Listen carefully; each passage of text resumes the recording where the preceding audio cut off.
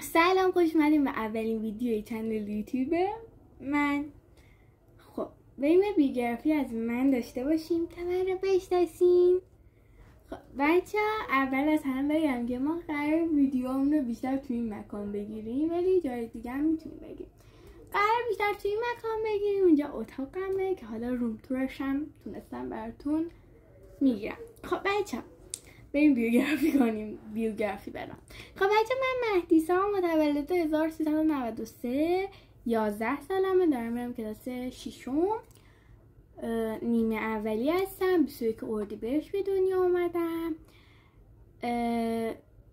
سنجشگرام. الان میگی سنجشگرا یعنی چی؟ یعنی من میسنجم با کی درونگرا باشم با کی برونگرا. یکم هم سر صداست ندارم.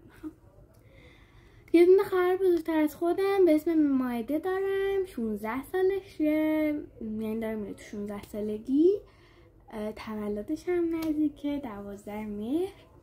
بعد کلاس 10 هستش، داره میره کلاس 10.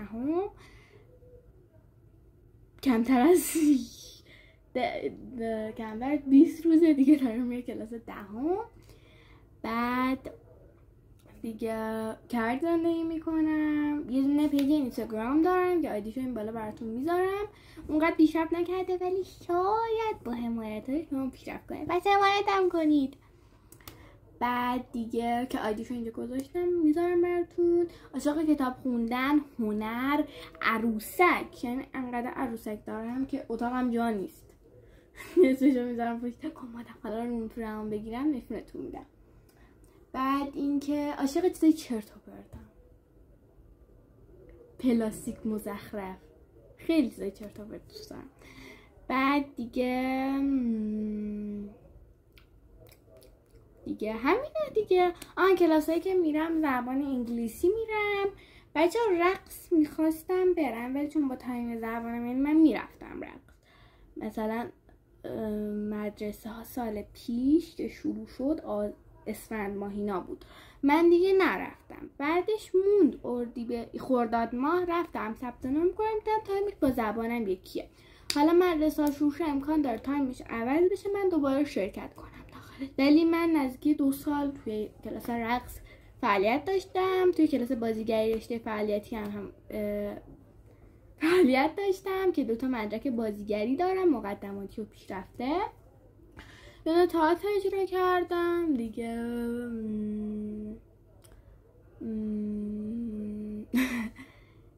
همین دیگه، چی نمیدونم بگم. بعد تو چنلمون راحت باشیم، قرار کلی آنباکس و ولاگ و اینا بذارم با هم بخندیم. رنگ مورد علاقه نگفتم بهتون. رنگ مورد علاقه من صورتیه، موکا و مشکم دوست دارم، ولی مورد علاقه ترینم صورتیه دیگه. همین خیلی دوست. گفتم تو چنل یوتیوب، اصلا یادم رفت چی می‌خواستم بگم. تو چنل یوتیوبم راحت باشین و هری دیگه کلی بخندیم، حمایت هم کنید، مخصوصا پیجم که کم پیشرفت کنه با حمایت های شما. چنل یوتیوب همینطور. کامنت بذارین که دیگه چی بگم که تو ویدیوی بعدی بهتون بگم، چون من هیچی نمیدونم بگم. حیوان خونگی صدا داشتم، صداشون مردن. امکان داره دوباره حیوان خونگی داشته باشم. پت.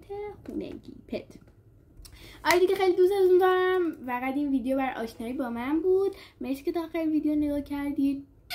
بوس بهتون. خیلی دوستتون دارم. لایک، کامنت یادتون نره. دیگه نیازی به گفتن نداره. خدافظ.